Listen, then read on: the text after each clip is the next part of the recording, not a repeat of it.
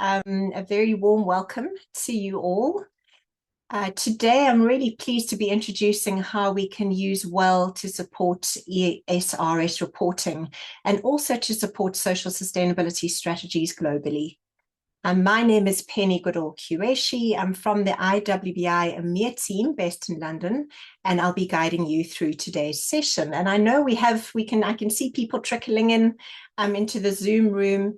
So maybe while we settle in, on the next slide, please, Kristen, you'll see a prompt to introduce yourself if you can in the chat. So welcome to you all as you join us. So I'd be grateful if you could, in the chat, as we normally do, please give us your name, your organization, where you're tuning in from. It's always amazing to see where you're from in the world. And then also, if applicable to you, if you are a WELL AP, a WELL faculty, or maybe a WELL advisor. It's always great to see our community here. So maybe, Christina, maybe I'll just give give us a few minutes for the room to fill up a bit. Hi, Lydia.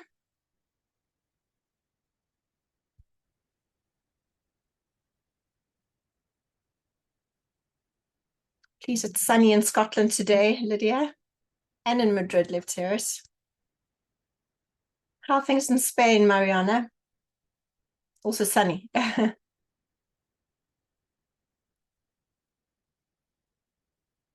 Hello, Karen in Boston. Thanks for joining us. I know it's probably quite early for you in Boston.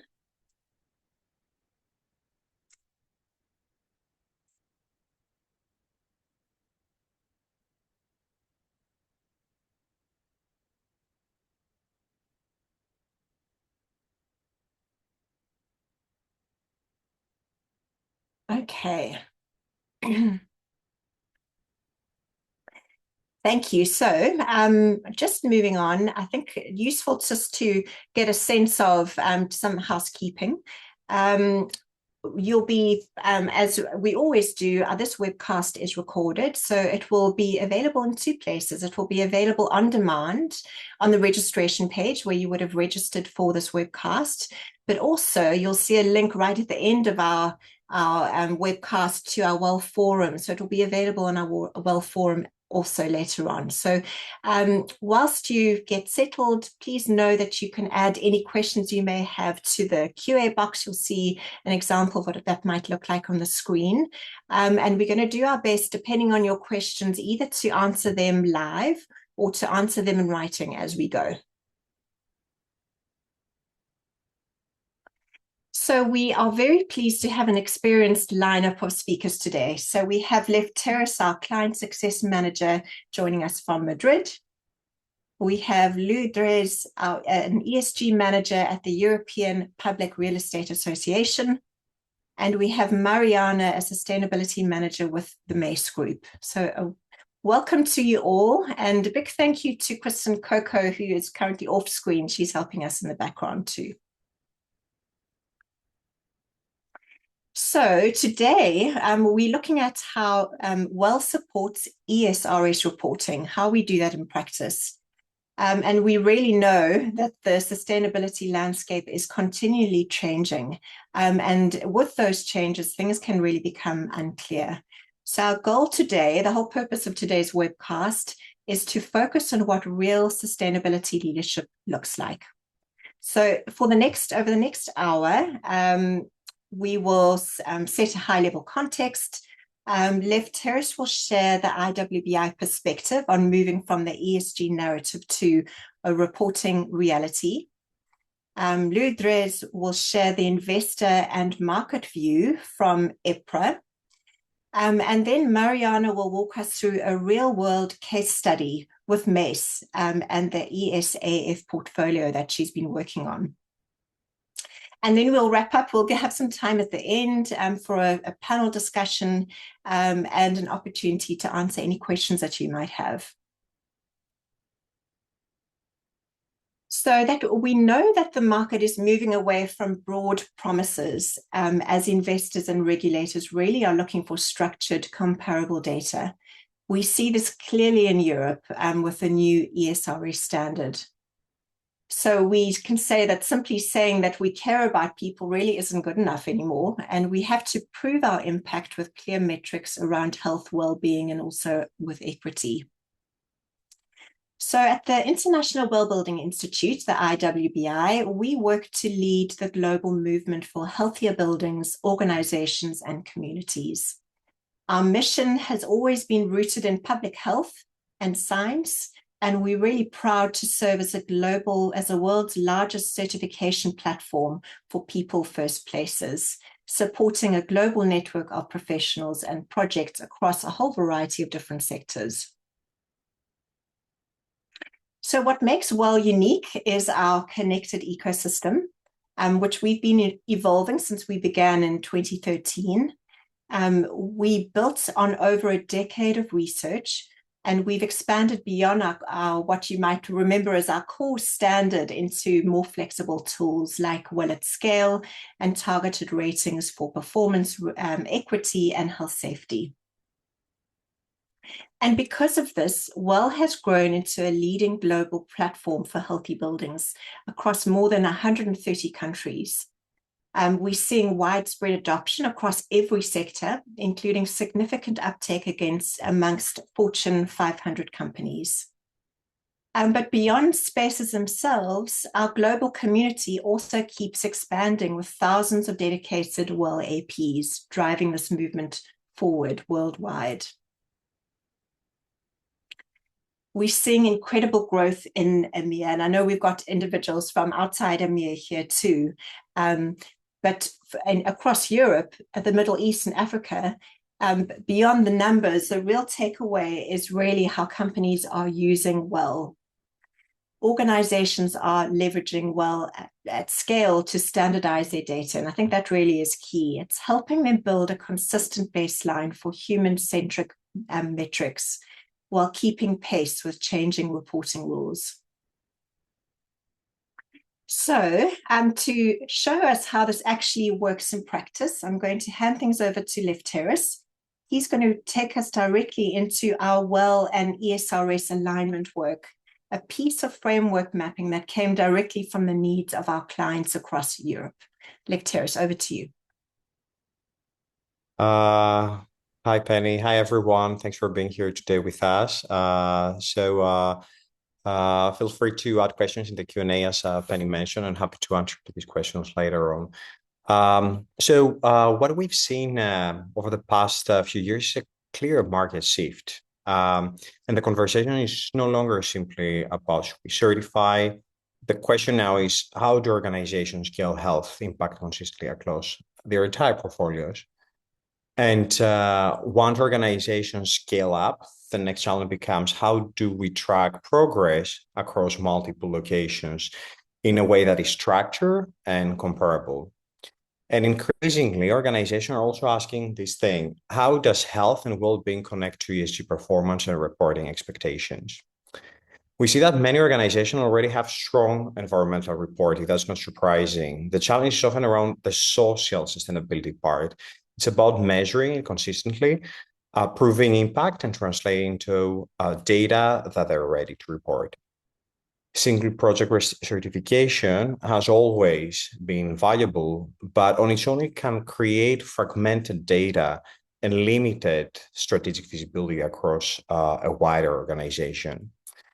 So now we're seeing a strategic shift from individual certifications to portfolio strategy, from compliance to performance management, and from isolated project to scalable impact. One of the most important evolutions in WELL has been annual reporting, especially for WELL at scale portfolios. And for the first time, organizations can aggregate health and well-being data across multiple locations, policies, and operations at a portfolio level. And this creates structured data that can support ESG reporting. We're also seeing strong alignment between WELL and major sustainability frameworks globally, including ESRS, that we're talking about here today and presenting the latest results, but also GRESB and the UN SDG, the UN Sustainable Development Goals. WELL already supports alignment with 16 of the 17 SDGs, and may support up to 50% of ESRS disclosure with particularly strong alignment in the social pillar. And in the EMEA, especially, ESG is no longer a side initiative. Our clients, our participants in our programs increasingly speak about mental health, equity, community impact, and workforce well-being as core strategic priorities. To support this transition, IWBI developed a summary report on an annual basis and ESG alignment tools that help translate WELL activity into ESG rating metrics, graphics, and language adequate for reporting. Here we have a few examples of how organizations are already integrating WELL into ESG reporting, from workforce impact metrics to WELL milestones, WELL scores, and product level reporting to enable them to benchmark. These help organizations to move beyond compliance toward measurable storytelling and communication to the stakeholders. Last year, we launched the WELL and ESRS alignment tool for the first time. Our analysis shows that WELL may support up to 50% of ESRS disclosures, with particularly strong alignment in the social pillar. One important point within ESRS is the strong emphasis on workforce-related disclosure, as you can see. The S1 own workforce category alone contains 17 disclosure requirements. That sends a clear signal that social sustainability starts with how organizations support their own people. In the next slide, we can see how our WELL at scale annual reports look like for the first year and what our clients received in terms of how their performance looked like. So as we go to this slide, before looking at performance data, it's important to understand the structural alignment between WELL and ESRS. What we see here in this graph is that WELL features aligned with 8 ESRS themes, particularly environmental and workforce-related disclosures. For example, 31 WELL features aligned with ESRS pollution disclosures, and 19 features aligned with workforce well-being under ESRS S1. This creates a clear bridge between healthy building strategies and corporate ESG reporting frameworks. Let's go now to see the first annual reports from WELL at scale portfolios with European locations based in the EU. And we begin to see how these organizations are already implementing actions aligned with ESRS disclosures. For example, portfolios have already achieved, based on 26 WELL at scale portfolios from 2025, an average of 22% of climate-related aligned features. What is important here is not the percentage itself, but the fact that organizations are already generating structured ESG relevant data through their WELL strategies. Let's see the next slide here, the graph. What we see here is a distribution of how portfolios are progressing in implementing step-by-step ESRS aligned WELL features. Most portfolios are currently in the early stages, which is expected since annual reporting is still relatively new. But most importantly, we also see portfolios achieving over 25% of aligned features, showing that some organizations are already moving toward more mature ESG integration. So what this data shows is that WELL is not only a certification framework, it is increasingly becoming a platform that allows organizations to measure, to manage, to report health performance across their portfolios. So in practical terms, how we work with WELL Online is that we've integrated the ESRS core filters that help our organization identify which WELL strategies may support specific reporting goals to make it easier for everyone. And the objective ultimately is not reporting for its own sake. It is creating healthier workplaces that support attraction, retention, well-being, and organizational performance. And we have been working with the ESRS and WELL alignment for a couple of years now.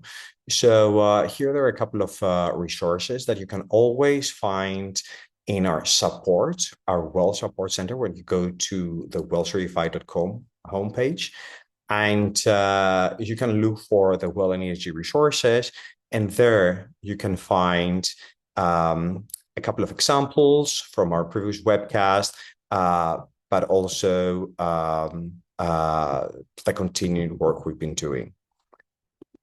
Next slide. Yes. So wrapping up, the WELL and ESRS module was created to help organizations strengthen social sustainability strategies with measurable and verifiable outcomes.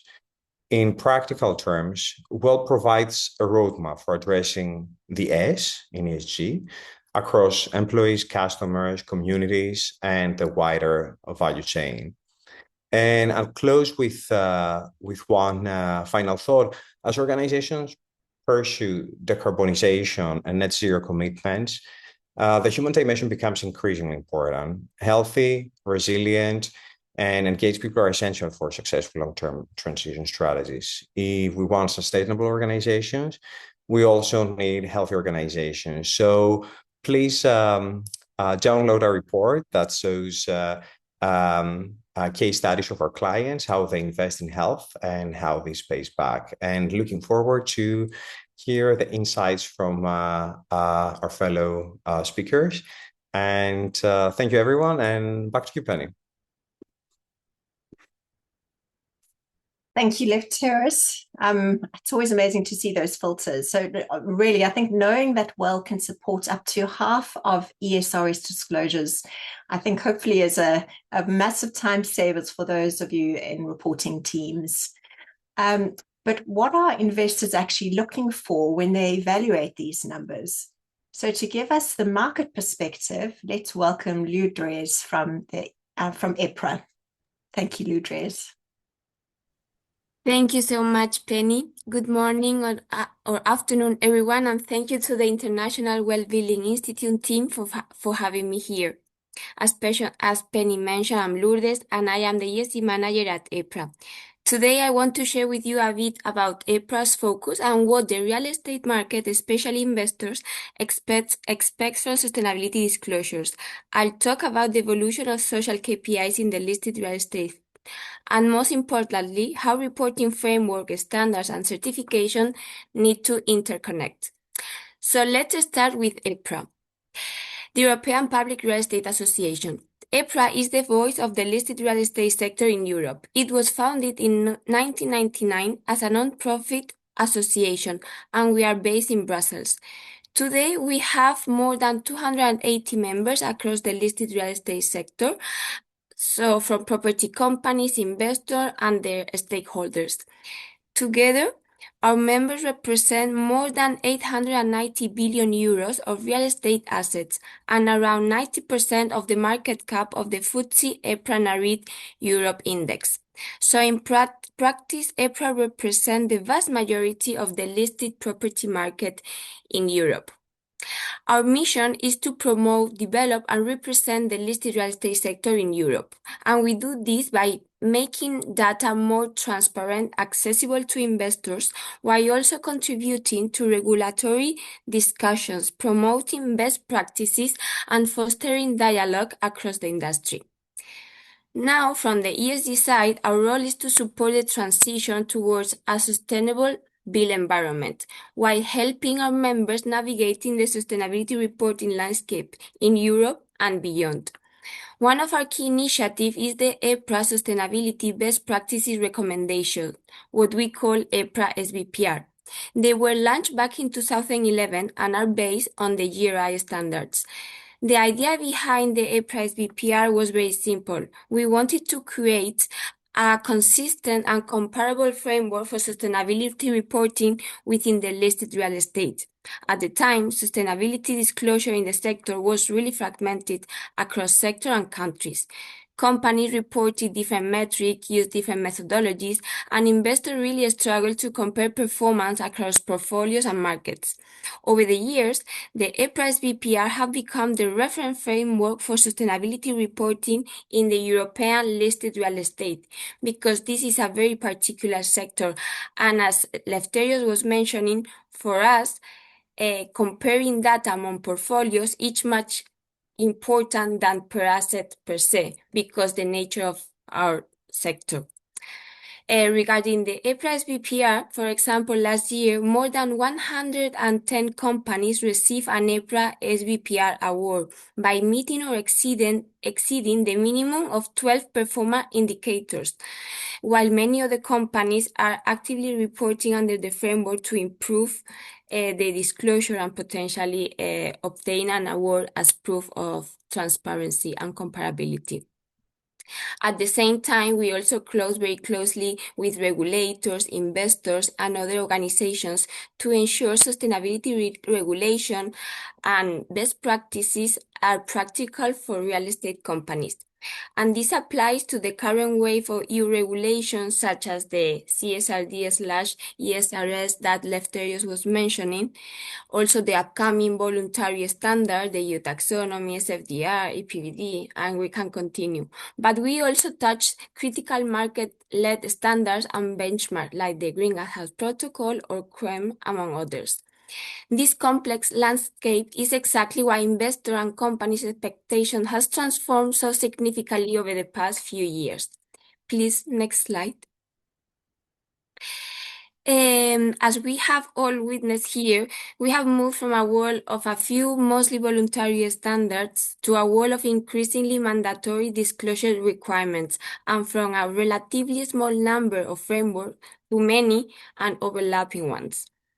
A few years ago, companies could largely decide what to disclose, how to disclose it, and how detailed they want it to be. Today, expectations are very different. Investors increasingly expect ESG disclosures to be comparable, decision useful, and supported by credible evidence. And for the listed real estate sector, this is a specific comparability is absolutely critical. If two companies report on energy intensity, tenant well-being, or health and safety performance, investors need confidence that those metrics are calculated consistently and actually measure the same thing. Otherwise, data becomes very difficult to use. We also see growing expectations around credibility and assurance. With the CSRD/ESRS, sustainability information is moving much closer to financial reporting standards. Companies are expected not only to report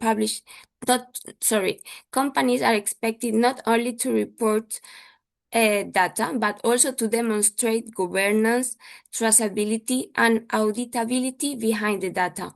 And increasingly, investors are looking beyond policies and commitment in evidence of actual outcomes.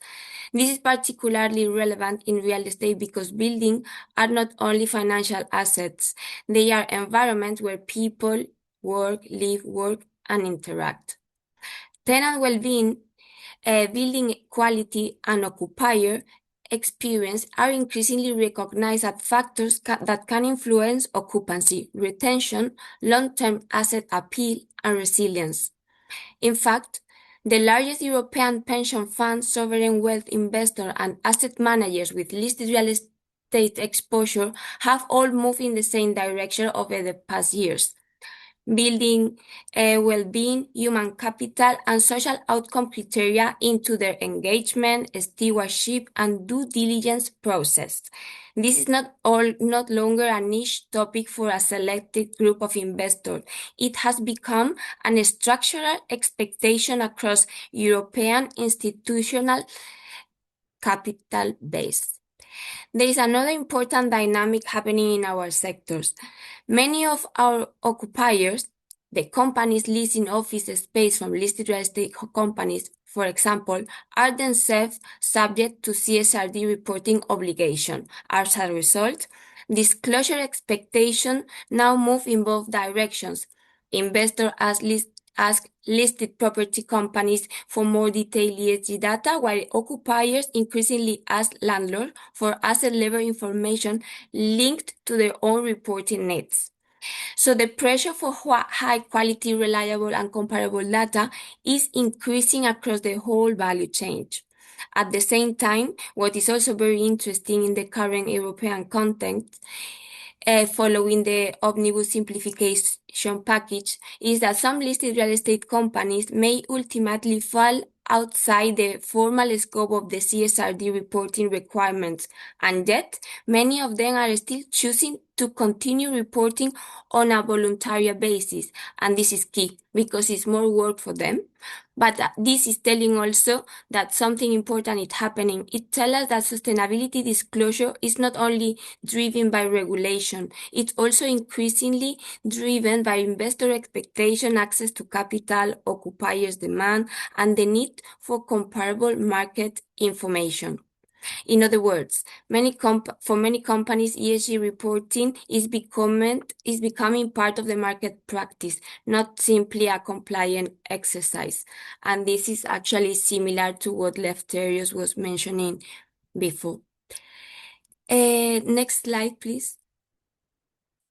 And this is especially interesting when we look at the evolution of social KPIs in the real estate sector. Historically, ESG reporting in real estate was focused very heavily on environment performance, energy, carbon, waste, certification. The social dimension was often less developed, and in many cases limited to basic HR indicators, but this has changed significantly. If we look at the EPRA SBPR annual survey result over the time, we can see an evolution. Back in 2012, only 18% of EPRA members assessed received an award. In 2019, for the first time, members were assessed not only on environmental indicators, but also on social and governmental measures. That year, the percentage of award winners increased significantly. And in our latest 2025 survey, 69% of assessed companies received an award, including a record number of gold awards. So just in over a decade, sustainability reporting in listed real estate have moved from relatively limited and voluntary disclosures towards a much broader and more structured reporting across environment, social, and governmental topics. And within the social pillar, especially the stronger reporting area include employee health, safety assessment at asset level, and community engagement programs. So this is also good to see. Next slide, please. And this is where the conversation around framework certification standards become very interesting, because in practice, companies today are navigating several interconnected layers. The first layer is the regulation, the ESRS standard. This defines what companies are expected to disclose from a sustainability perspective. Then we have sector-specific guidance such as the EPRA SBPR, playing an important role for the listed sector. The EPRA SBPR translates sustainability expectations into KPIs that are relevant and material for the sector.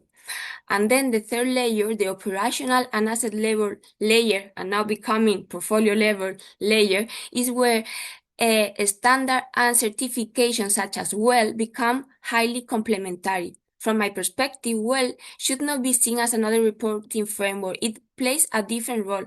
WELL helps companies operationalize and demonstrate social outcomes at building level, particularly around health, well-being, and occupier experience. In other words, ESRS helps define what should be disclosed, and WELL can help provide evidence and measurable outcomes for everyone. And we increasingly see this connection in EPRA members' reports. For example, in the Nordic market, they are really advanced.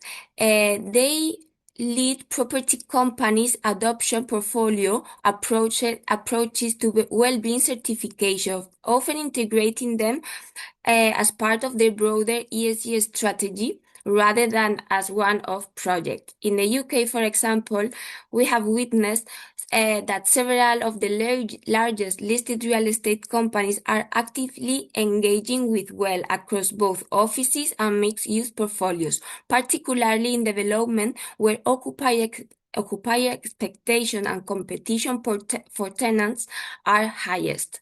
Also in France, there is a clear focus on premium office assets, especially in central Paris, where well-being certification are increasingly used as a differentiator in a very competitive prime market. Also in Southern Europe, including my own market, Spain, we see growing engagement at the level of selected office and mixed-use asset, often led companies positioning themselves on quality tenant and quality tenant experience. If we look at asset class, the picture also is very similar. In office, the conversation has accelerated significantly since the pandemic. Hybrid work has changed the role of the workplace. Today, office earn the commute. So for us, quality, air, light, comfort, and all the amenities are part of how our life can change and make assets more attractive. Also, in residential and student housing, well-being is increasingly emerging as a differentiator, especially in higher end and operational segment.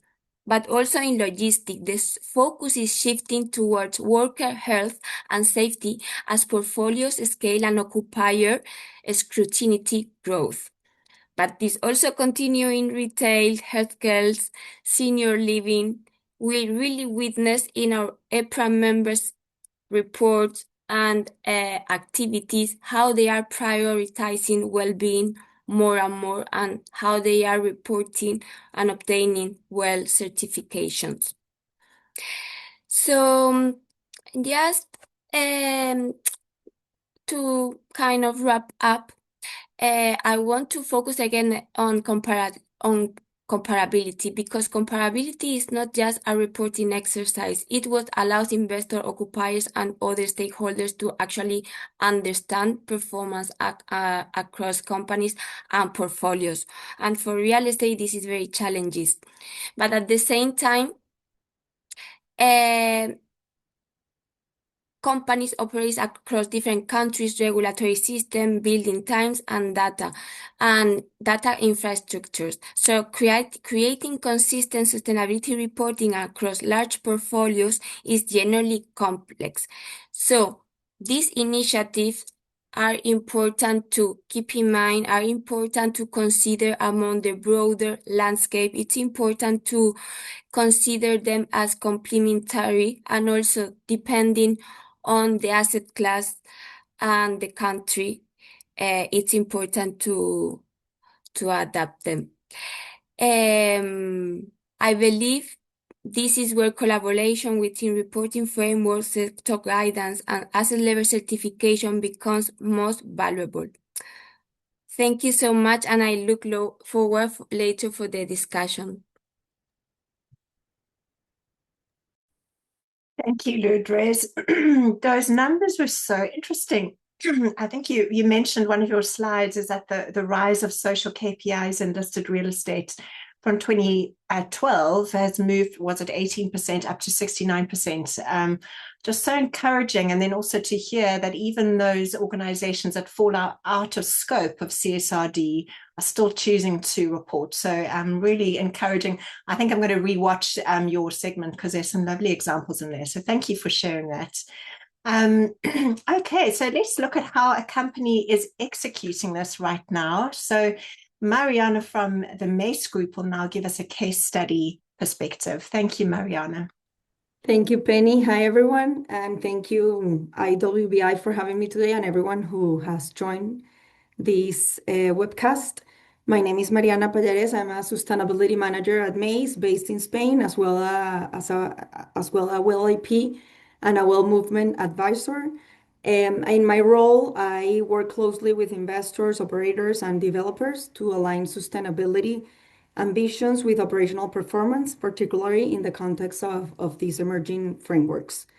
I'll be sharing a case study from the student accommodation sector, where I've been working for more than 3 years already, and to connect social impact, WELL, and ESG reporting, which is moving from a strategy to data-driven performance at a portfolio level.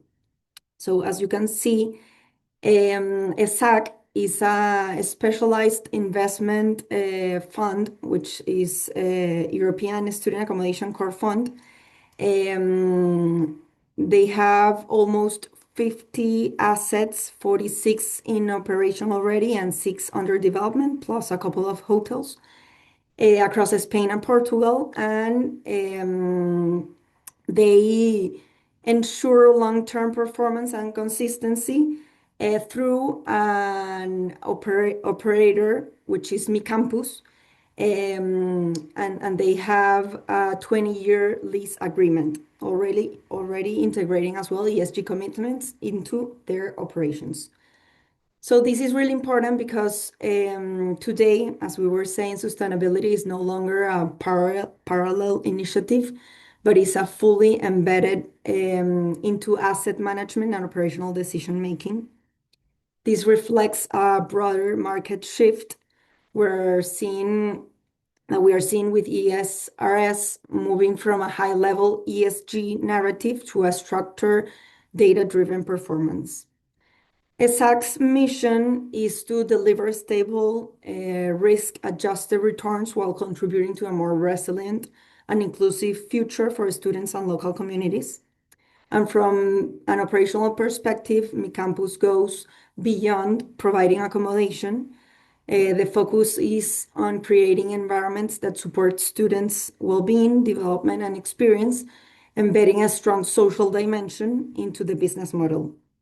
So from the beginning, the ESG strategy has been stakeholder-led, aligning with frameworks like TCFD as well, and more recently strengthened through updated materiality assessments in line with the ESRS double materiality approach. So next slide, please. Building on this, ESAC has defined a clear ESG roadmap aligned with SFDR Article 8, setting the strategic direction for Mi Campus operations. So over the past years, this has been further strengthened with initiatives such as GRESB as well, climate risk assessments and alignment with frameworks, as I was saying, like TCFD. And this has reinforced a more structured and risk-based approach to ESG. This also includes key priorities such as net zero carbon, energy efficiency, and certifications like BREEAM or WELL. But the focus is clearly evolving.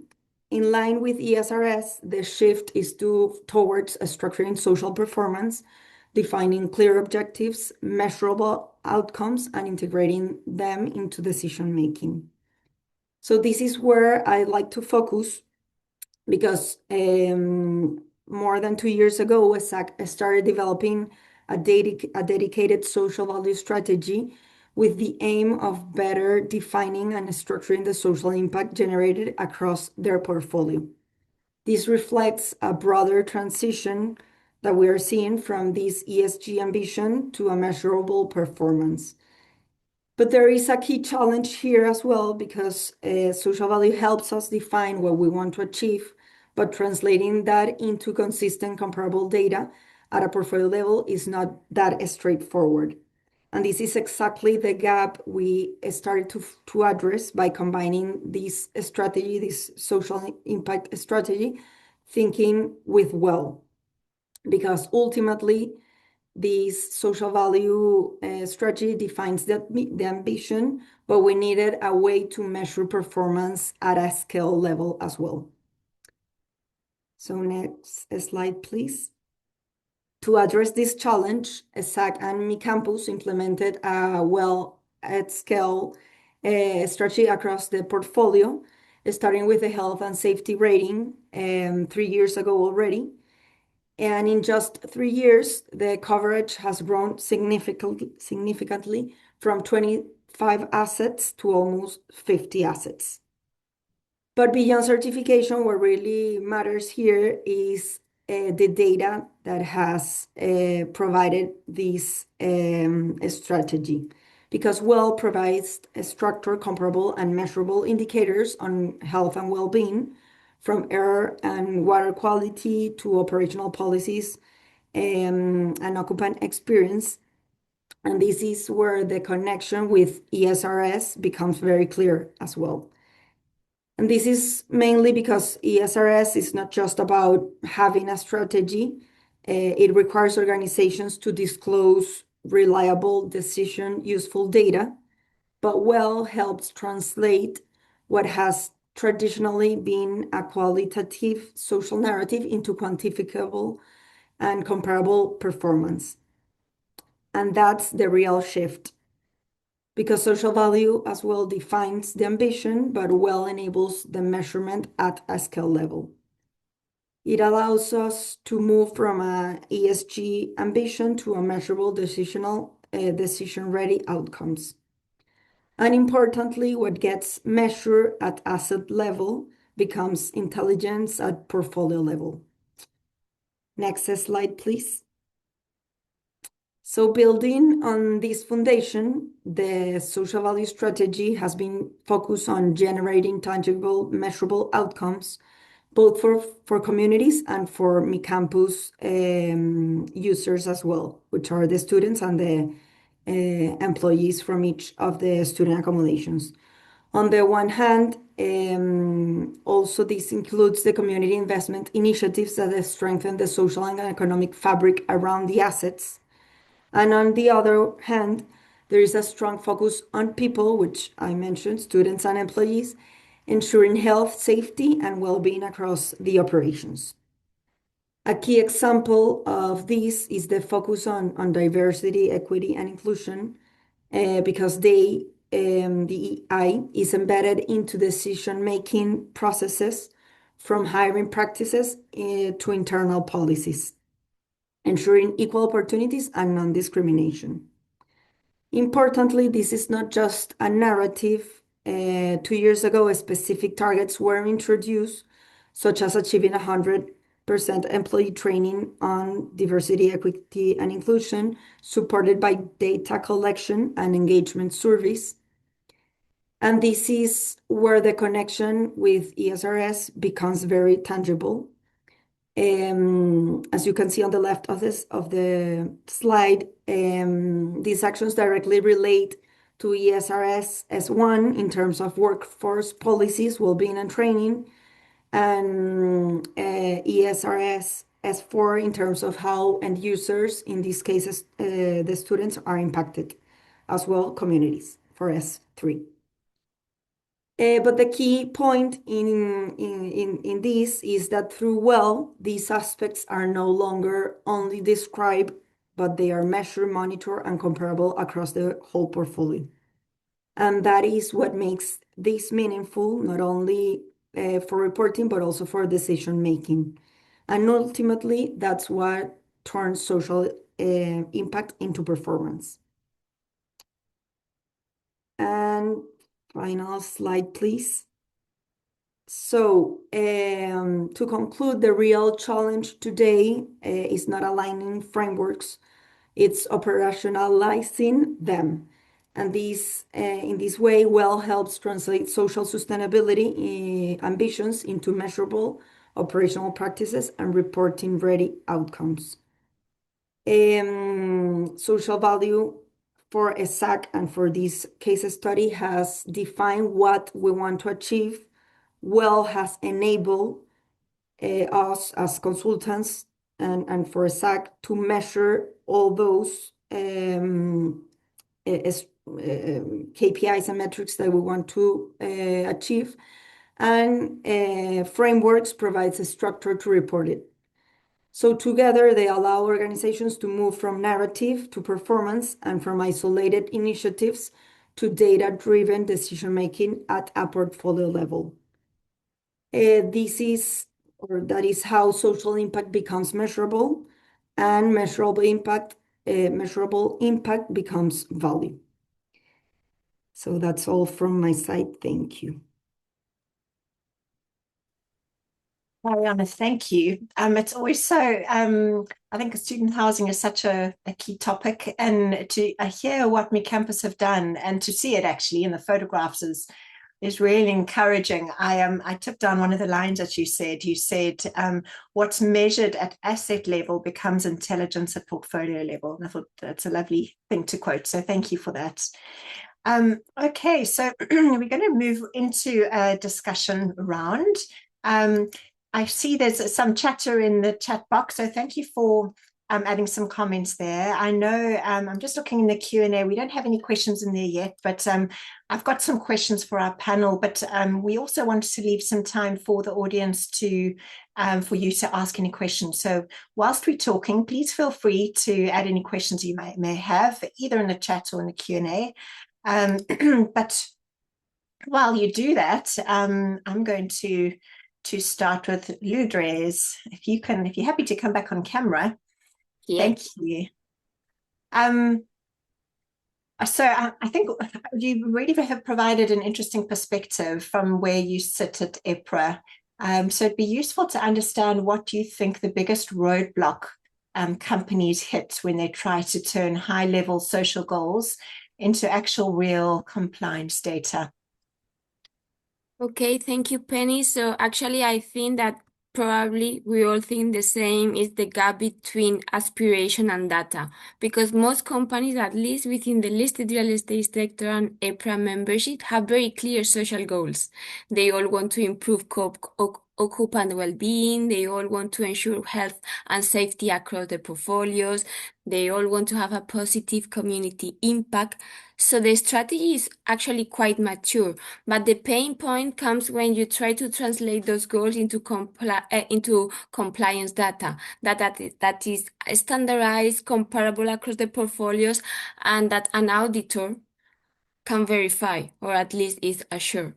Within the EPRA membership, specifically, we see three specific problems. The first is that social has historically been narrative, descriptive, well-being, community impact, occupier experience. They have been described in the narrative, in the stories, but not in actual numbers. So moving from the narrative to numeric KPIs is a real discipline, and many companies are doing it for the first time. Second is the value chain problem. In the real estate, much of the relevant social data sits inside the lease space, where the landlord does not have direct measurement.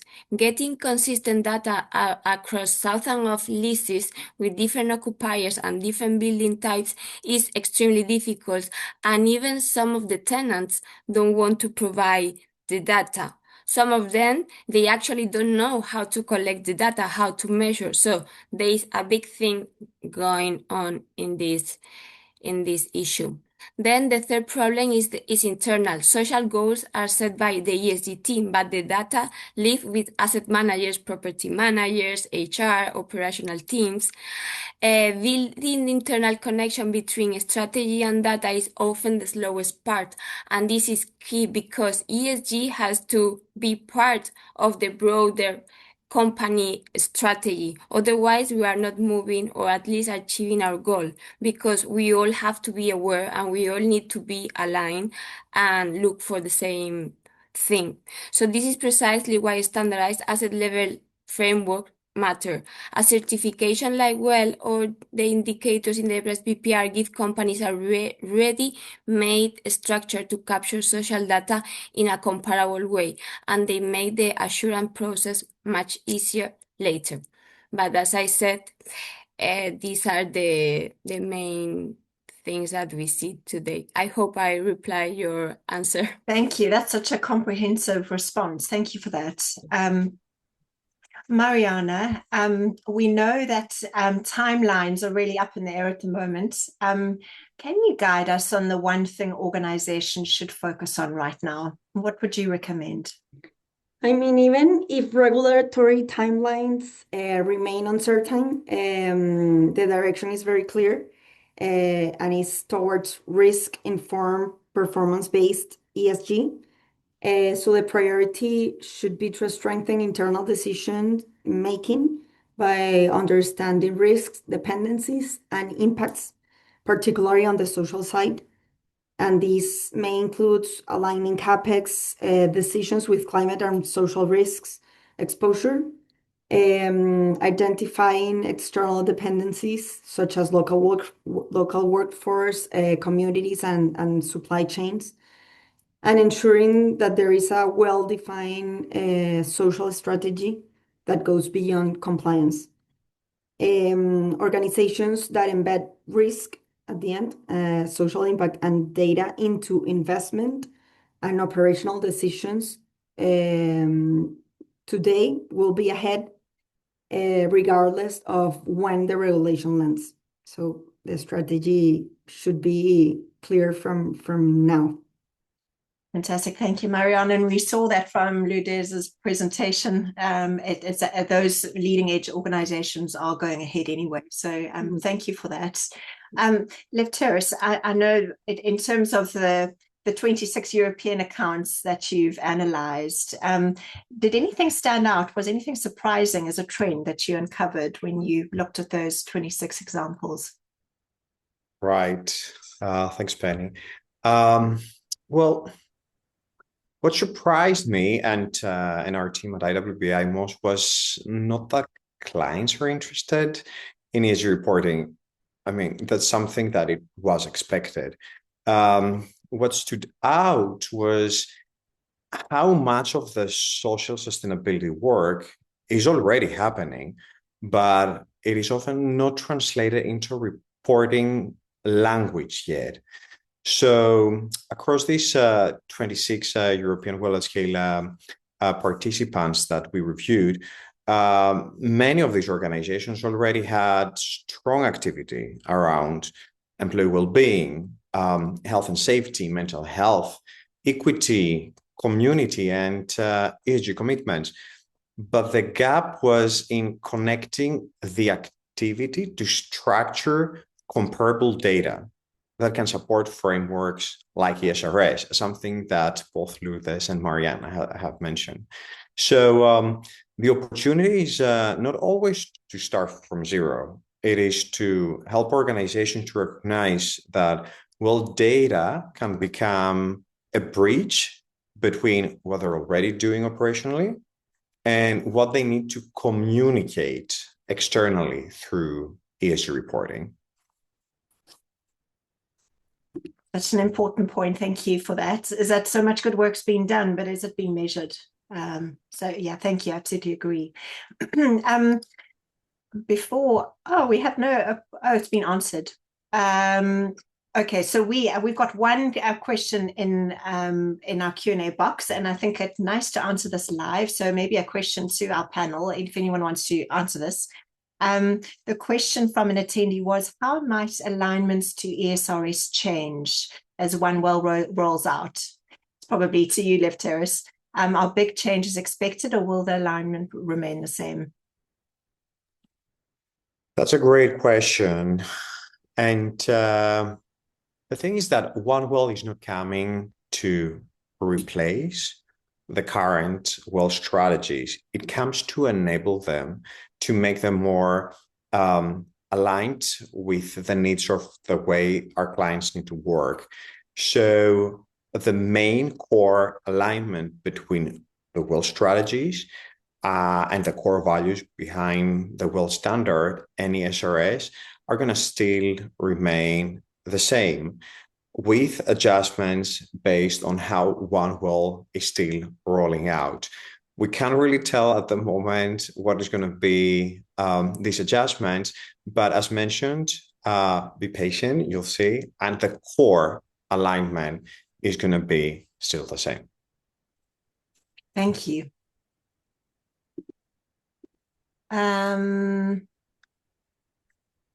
Okay. Thank you. So I don't see any more questions. So if there's anyone else wants to add anything, please go ahead. But while you do that, I just wanted to do a quick rapid fire to our panel. So a quick lightning round for each of you. If we were to meet again in 5 years' time, what's the one thing you hope this industry has finally gotten right? And from what you've said, it sounds like there's a lot that the industry's gotten right, but what's the gap? So what has the industry finally gotten right? And if you can answer that in just one sentence, that'd be great. So Mariana, let's start with you, and then we'll move to Lourdes and then to Eleftherios. Thank you. Thank you, Penny. In one sentence, I think it's tough, but I hope that we, in general, as consultants, as developers, or as users in general and society, that we truly learn how to understand communities and measure our impact on them in a meaningful way. And this is This means moving beyond assumptions to real engagement and data, and recognizing communities as key stakeholders in long-term value creation. So key communities. Thank you. Lourdes. Thank you, Penny. For me, I will say coherence. Coherence in the sense that we should look what is material for a company, and to be honest, well-being is material to all companies, wherever the sector, wherever the country. So let's be coherent and let's give importance to what is material, and well-being is material for everyone. So once we really understand this, I think everything will be much smoother. Absolutely agreed. Thank you. Eleftherios. Thanks, Penny, and I really voice what Mariana and Lourdes have already mentioned. So in 5 years, 2031, right? So by this time, in 5 years, I hope we've stopped treating well-being and social sustainability as soft topics, and by the time that we start measuring, we have already started measuring human impact with the same seriousness as carbon and financial performance. And that's something that has already started happening, like, for example, with Japan, one of the largest economies in the world, that GDP alone is not really capturing any more quality of life. And that's something that they're switching to start measuring through well-being indicators. So I'm really looking forward to see that in the future from more countries becoming the way. Yeah, absolutely agreed. Thank you, Eleftherios. So really, thank you. A big thank you to our panel, and a big thank you to all of you attendees that have joined us today. We really hope that you've taken away something valuable from this discussion. So maybe, Kristen, if you wouldn't mind sharing the screen again. Thank you. I just wanted to give you a glimpse of what's to come. So we'd love you to join us again. So as you know, we hold a number of these virtually.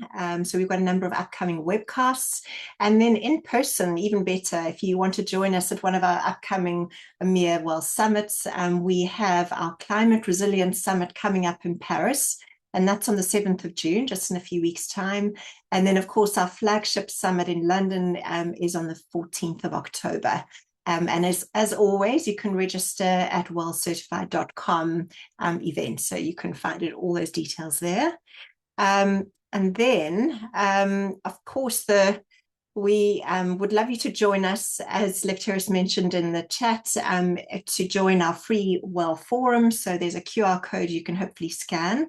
And this really is a great place to connect, not just with the community, but to ask questions. You can earn CEU points and watch our extensive WELL 101 series, and all of our recordings of our webcasts are available there. So just to wrap up, we've got 2 minutes to go. It's just really a big thank you to you all for your time, for your great insights. And really, I think you're here because you're leading the way. So a big thank you to you for leading the way. And that's it from us. So enjoy the rest of your day. Thank you all. Thank you, everyone. Have a good rest of your day.